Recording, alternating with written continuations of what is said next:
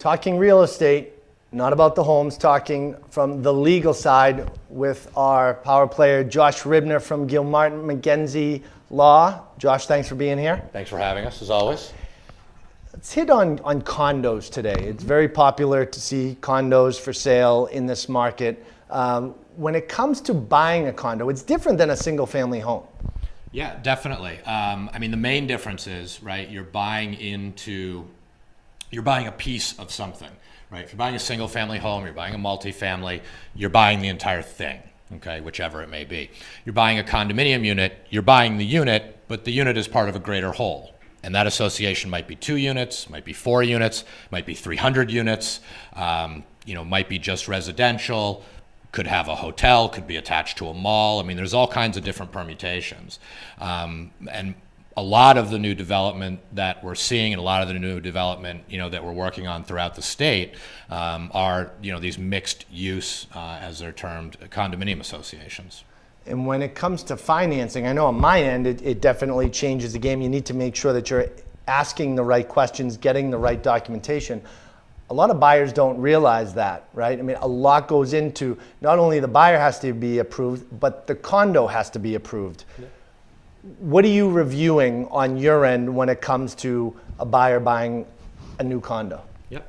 No, great question. One of the things we always do is I do have that conversation with buyer clients all the time, that are taking financing, that, there are these 2 steps. And a lot of the information that the lender's going to be looking for and the buyer's going to be looking for is really the same in most instances. They're going to be looking for the health of the association, right? And that may mean different things for different associations, but what type of rules do they have? What's permitted? What's not permitted? How financially secure are they? Do they have money in reserves? Are there any large projects either coming up or ongoing that have to be funded? All things that a buyer and a lender are going to need to be aware of when they're approving that individual unit and that association. And I want to make the point, that's why it's so important to bring in a real estate attorney who focuses on real estate, like yourself and your firm. A lot of people will go out in the market, they'll fall in love with a property, they're not thinking about, is it healthy on the back end? All they see is what they see. Sure. Right? Yeah, no, sure. And from their first impression, that makes sense, right? Yeah. They go in and the kitchen's gleaming and the floors are brand new. But, that's great. I like it. But can we get to the end, right? Can we get to the closing? So that's an important piece. Occupancy plays a big piece as well. Yep, and especially seems to come to light more on a smaller association. If you have a 4-unit association and 3 of the units are rented out to landlords who have tenants in there, and you're planning on living in there, certainly has financing implications. But also, I've had buyers who find that out during the process. They find out sort of the makeup of the other owners and what they're using it for, and they may not want to be in a building. You've got a professional who may not want to be in a building where all the other units are rented to college kids, for instance. And so you've got this lifestyle component. So, on smaller associations, another thing that's really important, especially on 2, 3, or 4 units, is for a buyer to try to meet at least one other unit owner and talk to them and just kind of see the inner workings of the association, what's going on, what are the other, what's the dynamic, the makeup of all the owners, do people get along, is somebody an obstructionist, how are they all relating to each other? Great point. I think it's very important to reach out to other owners, makes sense, and gives you a pulse of what you're going to be living in, what environment are you moving into. Now let's take it to the next step. Okay. Let's talk about new construction. That's a whole different story. Sure. So you've got 2 things when you talk about new construction, right? You have new construction like a single family home, or you have new construction like a large condominium project, which are, we're working on all over Boston. And large associations, 80 units, 200 units, things like that. In the forecast for Boston, a lot of these are coming on the market over the next few years. Yep, definitely. A lot of them will be. And they're in different markets, from a financial, a dollar point of view. They're in different markets from location, services that they offer, makeup and what's available to the residents there. So there's a lot for people to really really dig into and chew on.